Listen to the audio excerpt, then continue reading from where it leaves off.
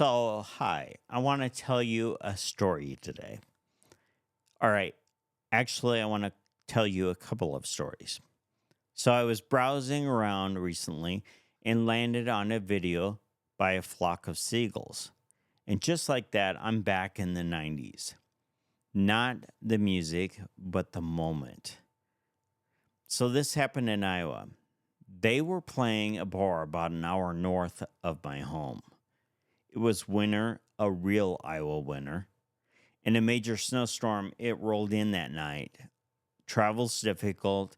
Most people stayed home, at least if you were not crazy.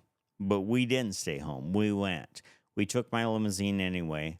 And when we arrived, the scene was almost surreal. Less than 20 people at the place. That was it. No packed house, no buzz, no anticipation in the room. And yet, they played anyways. They had the full look, the big 80s hair, the sound, the presence. They didn't scale it back. They didn't rush through the set. They didn't act like it didn't matter. They played like the room was full. And it was a wild night. At the time, I didn't understand what I was witnessing. I probably thought, that's kind of sad, or that must be frustrating. A band that had once filled big venues playing for fewer than 20 people in a snowstorm in Iowa. But I see it differently now, much differently, because that night wasn't about the audience, it was about identity. So that's where this other story comes in. Years earlier, another band found themselves stuck in Iowa during a snowstorm. That band is Manfred Mann. They were stranded, literally unable to move on because of the weather. And instead of just waiting it out, they wrote a song called Stranded in Iowa. Now think about that for a moment. Iowa wasn't the destination. The snowstorm wasn't planned. The delay wasn't convenient. But something meaningful came out of it anyways.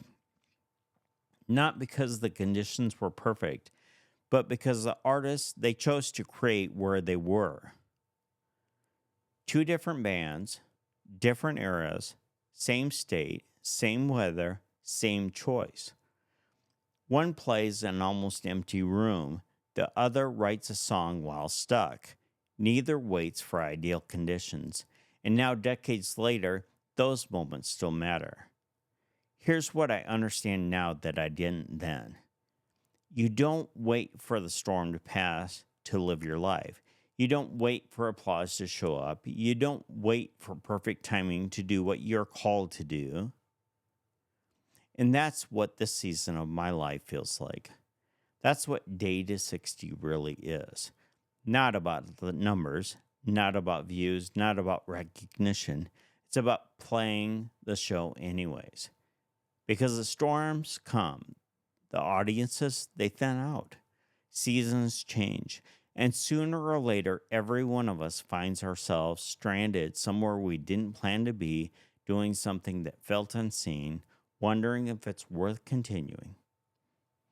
The question isn't, is anyone watching? The question is, who am I when they're not? That night in Iowa stuck with me. Not because of the music, but because they played anyways. And that song stuck with me too. Not because of where it was written, but because it was written at all. Sometimes the storm doesn't stop the story. Sometimes the storm creates it.